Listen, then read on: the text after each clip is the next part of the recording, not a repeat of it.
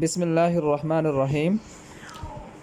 یہاں میں ایک اور وضاحت کر دینا چاہتا ہوں، وہ یہ ہے کہ لوگ بعض اوقات قناعت کا مطلب یہ سمجھ بیٹھتے ہیں اور اس ساری گفتگو کا یہ نتیجہ نکالتے ہیں کہ جو شخص تاجر ہے اس کو آگے تجارت بڑھانے کی کوشش نہیں کرنی چاہیے۔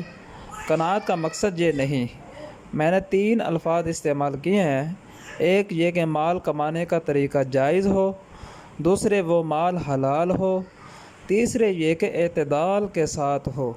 اس لیے حضور اقدس صلی اللہ علیہ وسلم نے فرمایا اجملوا فی الطلب وتوکلوا علیہ۔ لہٰذا اعتدال کا مطلب یہ ہے کہ دنیا کمانے کو اپنے اوپر سوار نہ کرو، مال کے خادم نہ بنو۔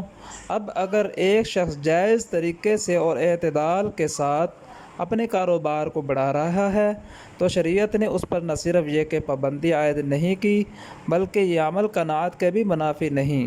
لیکن اگر کوئی شخص اپنے کاروبار کو ناجائز اور حرام طریقے سے بڑھا رہا ہے وہ تو بالکل ہی حرام ہے۔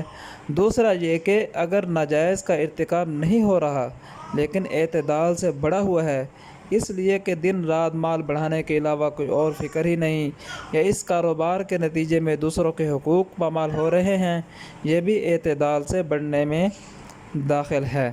تیسرے یہ کہ آدمی اس کاروبار میں ایسا مشغول ہو گیا کہ اب اس کو کسی دینی محفل میں جانے کی فرصت نہیں، دین کی بات سیکھنے کی فرصت نہیں، کسی اللہ والے کے پاس جا کر بیٹھنے کی فرصت نہیں، یہ بھی اعتدال سے خارج ہے اور قناعت کے خلاف ہے۔ بہرحال اعتدال کے ساتھ جائز طریقے سے دنیا کماؤ اور جو ملے اس پر راضی رہو، اسی کا نام قناعت ہے۔ اس دنیا میں قناعت کے علاوہ راحت حاصل کرنے کا کوئی اور طریقہ نہیں۔ اللہ تعالیٰ اپنے فضل و کرم سے ہم سب کو قناعت کی دولت عطا فرمائے۔